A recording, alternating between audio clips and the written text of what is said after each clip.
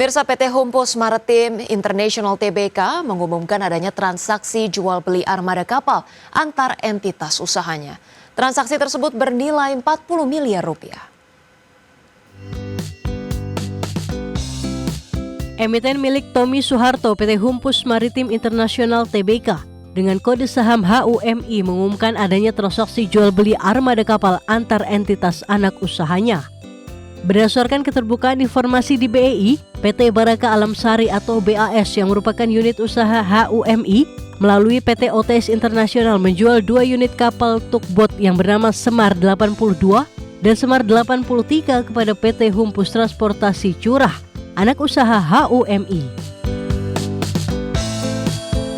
Direktur Utama HUMI Tirta Hidayat dalam keterbukaan informasi mengungkapkan, sumber pendanaan untuk pembelian kapal berasal dari keuangan internal dan bank. Dia juga menjelaskan penjualan kapal bertujuan pengembangan usaha HTC di masa yang akan datang. Transaksi tersebut tergolong afiliasi karena BAS sebagai penjual merupakan entitas unit usaha dan perusahaan terkendali tidak langsung 99% saham melalui PT OTS Internasional. OTS merupakan anak usaha HUMI dengan kepemilikan 99,9% saham. Berbagai sumber IDX Channel. Pemirsa, PT Era Jaya Swasembada Tbk, emiten berkode saham ERA, resmi melepas seluruh kepemilikan sahamnya pada PT Era Kering Indonesia dan PT Era Pharma Indonesia. Aksi tersebut sejalan dengan strategi Era Jaya pada optimalisasi portofolio yang sudah ada. PT Era Jaya Swasembada Tbk, emiten berkode saham ERAA, resmi melepas seluruh kepemilikan sahamnya pada PT Era Kering Indonesia dan PT Era Pharma Indonesia. Aksi tersebut sejalan dengan strategi Era Jaya pada optimalisasi portofolio yang sudah ada. Era Jaya melalui PT Era Prima Indonesia menjual 49,99% sahamnya di ECI kepada pemegang saham pengendali Indo Ventures Indonesia SDN BHD.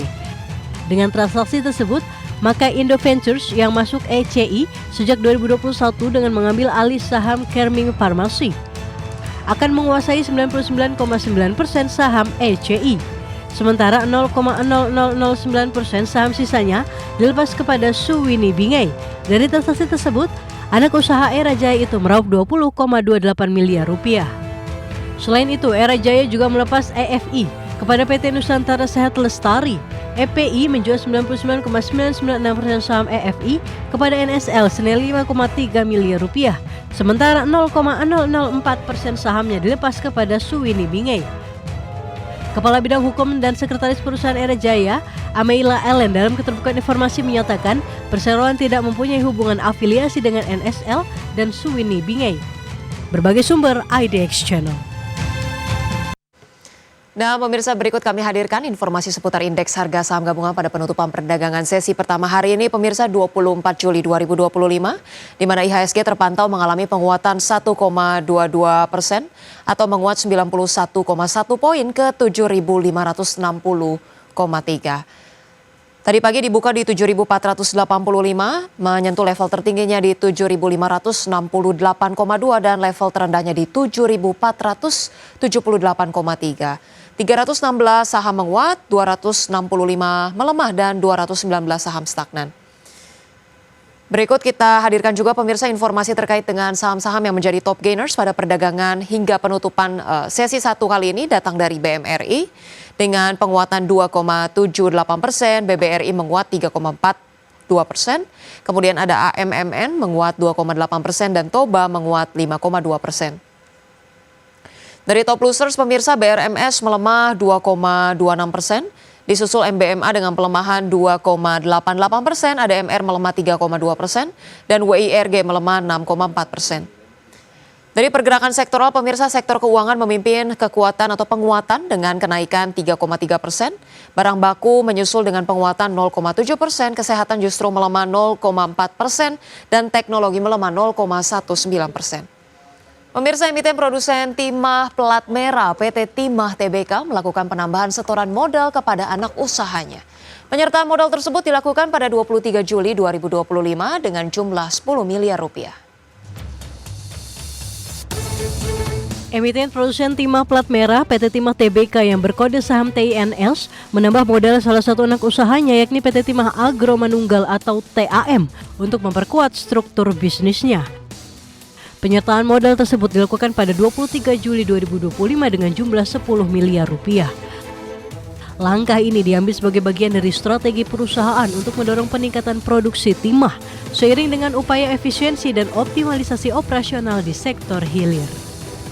Adapun setoran modal tersebut tidak akan berdampak signifikan terhadap operasional, keuangan maupun kelangsungan usaha perseroan secara keseluruhan.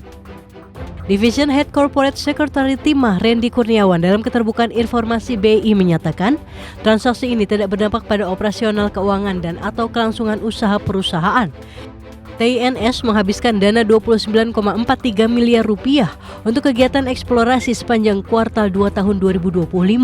Dari jumlah tersebut sekitar 23,55 miliar rupiah digunakan untuk biaya operasional, sementara sisanya 5,87 miliar rupiah dialokasikan untuk investasi.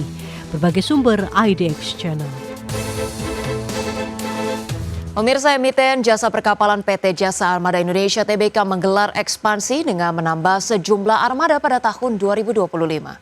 Di mana perusahaan yang terafiliasi dengan PT Pelabuhan Indonesia ini tengah melakukan proses pengadaan 2 unit kapal tunda yang diharapkan selesai pada tahun depan.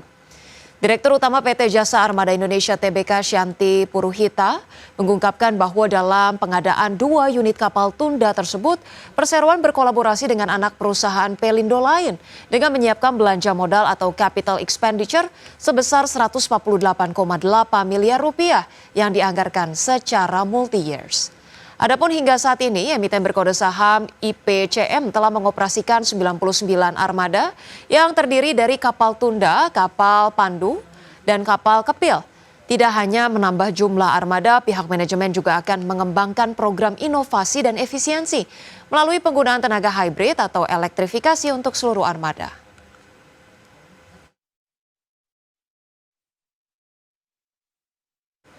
Pertama, pemirsa, ASEAN Plus 3 Macroeconomic Research Office memangkas pertumbuhan ekonomi Indonesia pada tahun 2025 menjadi 4,8% dan 4,7% pada tahun 2026. Proyeksi tersebut telah memperhitungkan pengenaan tarif impor Trump 19% untuk Indonesia. ASEAN Plus 3 Macroeconomics Research Office atau AMRO memangkas pertumbuhan ekonomi Indonesia pada tahun 2025 menjadi 4,8% dan 4,7% pada tahun 2026. Angka ini lebih rendah jika dibandingkan dengan proyeksi sebelumnya yang sebesar 5% pada 2025 dan 5,1% pada 2026.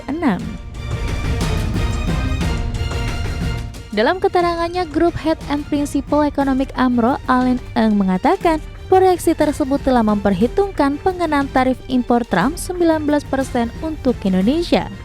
Pemangkasan proyeksi pertumbuhan ekonomi tersebut juga mencerminkan dampak dari pengenaan tarif impor Amerika, terutama terhadap sisi permintaan domestik yang sedikit melemah. Our latest outlook numbers here has actually incorporated the 19% tariff on Indonesia. So that's our baseline assumption on tariff on Indonesia. I think just to add is that while 19% does look relatively low, and our growth projection reflects that impact on a weaker domestic demand. Meski menurunkan proyeksi pertumbuhan ekonomi di 2025 dan 2026, AMRO menilai ekonomi Indonesia masih cukup tangguh dalam menghadapi tekanan eksternal seperti tarif perdagangan global berkat fondasi permintaan domestik yang masih kuat. Kendati demikian, AMRO menekankan pentingnya diversifikasi pasar ekspor bagi Indonesia. Dari Jakarta, tim liputan IDX Channel.